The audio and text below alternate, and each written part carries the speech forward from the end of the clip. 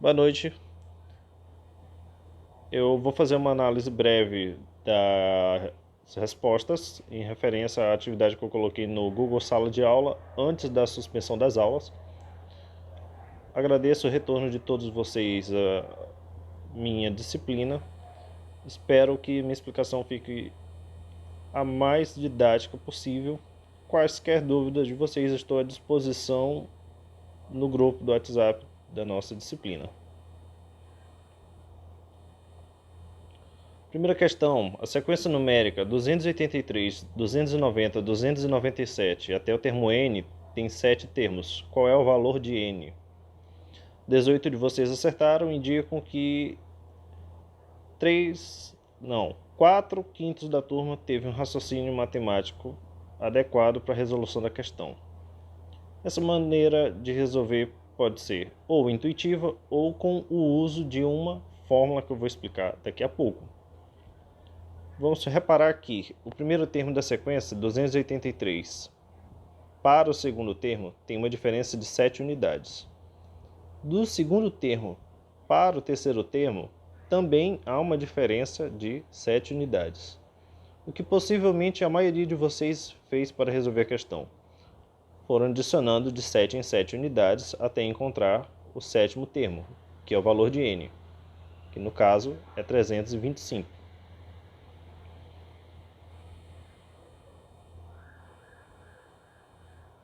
Pode resolver a questão por meio do conteúdo curricular da progressão aritmética finita. O que é uma progressão aritmética? É uma sequência numérica ordenada, crescente ou decrescente, na qual a diferença entre o termo e o seu consecutivo sempre vai dar o mesmo valor. Como assim, professor? Ela é crescente se os valores numéricos forem aumentando, ela é decrescente se os valores numéricos forem diminuindo. E como assim a diferença entre o termo e seu consecutivo sempre é a mesma? Ora, quem é o primeiro termo da sequência? 283. O segundo, 290. A diferença entre eles dois dá 7 unidades. Quem é o terceiro termo? 297. Quem é o seu antecessor? 290. A diferença entre eles dois também dá 7 unidades. Numa progressão aritmética, independentemente dela ser finita ou infinita, a diferença entre dois termos a gente chama de razão. E algebricamente a gente vai representar a razão pela letra R minúscula.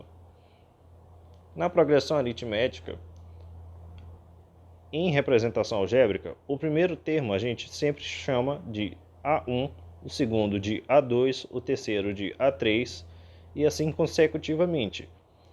Quando a gente quer trabalhar com um termo que a gente ainda não conhece, a gente chama de AN, e em alguns textos vocês vão observar que para calcular o enésimo termo da progressão aritmética é necessário, e vai vir lá na questão algumas indicações para vocês procurarem um termo. O termo que a gente não conhece a gente chama de AN. A razão eu demonstro aqui na terceira linha. 290 menos 283 é igual a 297 menos 290, que é igual a 7. No caso, a gente trabalha em uma progressão aritmética com razão igual a 7. E o AN, nesse caso da questão, seria o A7, porque a questão solicita o sétimo termo dessa sequência. Na quarta linha, a gente tem a fórmula do termo geral de uma PA. Para que serve essa fórmula? Para localizar qualquer termo da PA, sabendo apenas o primeiro termo e a razão. A fórmula começa no primeiro membro. AN é igual a A1 mais, abre parênteses, N menos 1, fecha parênteses, vezes R. Quem é a N? É o enésimo termo. A1 é o primeiro termo da progressão aritmética. N é a posição do termo a qual a gente procura. E R é a razão. Aplicando a fórmula, indo para a última linha, A7, porque a gente está procurando o sétimo termo, é igual a 283 que é o primeiro termo, mais, entre parênteses, 7 menos 1, fecha parênteses, vezes 7. Desenvolvendo o cálculo, 283 mais 6 vezes 7. Aqui a gente tem uma adição e uma multiplicação, e a prioridade é da multiplicação, 6 vezes 7. Continuando, a gente tem 283 mais 42, e o resultado final é 325, que é a alternativa correta lá da questão. Deixa eu olhar aqui o tempo, 5h36. A segunda questão praticamente continua o enunciado muito parecido, e a gente também vai trabalhar com o número 325. A sequência numérica 283, 290, 297 até o número n tem 7 termos. N é um número. A gente já calculou na questão anterior que n é 325. Em relação ao número 325, uma dessas 5 alternativas está correta. A primeira indica que ele é par. 325 termina em 5, logo é número ímpar. Essa alternativa está errada. A segunda alternativa indica que 325 é um número primo, pois tem como divisores apenas, reparem bem essa palavra, o 1 e n, que é o próprio 325. 1 e 325 são divisores de 325, mas não são só estes divisores. A gente viu nas regrinhas de divisibilidade que quando o número termina em 5, ele pode ser dividido por 5.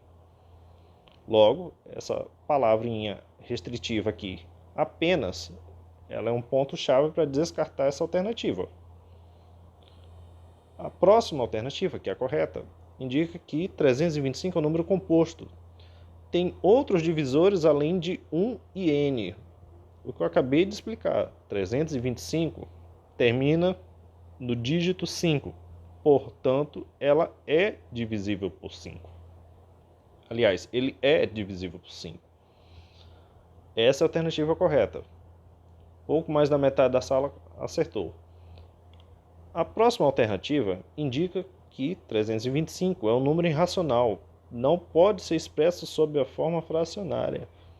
325 é um número natural, é um número inteiro, porque ele é positivo, só não está vindo com um sinal de adição, mais, e é um número racional. 325 ele pode ser expresso sob a forma fracionária. 325 é o resultado da fração 650 dividido por 2, visto que 650 dividido por 2 é igual a 325. Então, essa palavrinha aqui, irracional, não pode ser expressa sob forma fracionária, descarta toda a frase. Ele é um número racional e ele pode ser expresso de forma fracionária.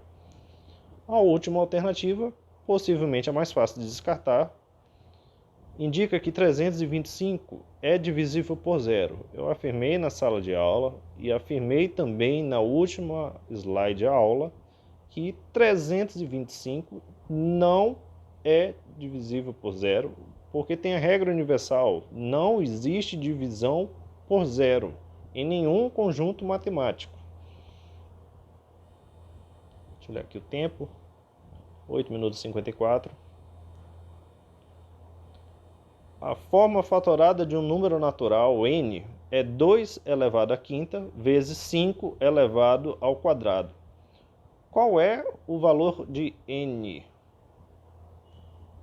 Praticamente 2/3 da turma acertaram a questão, 14 alunos. N é igual a 800.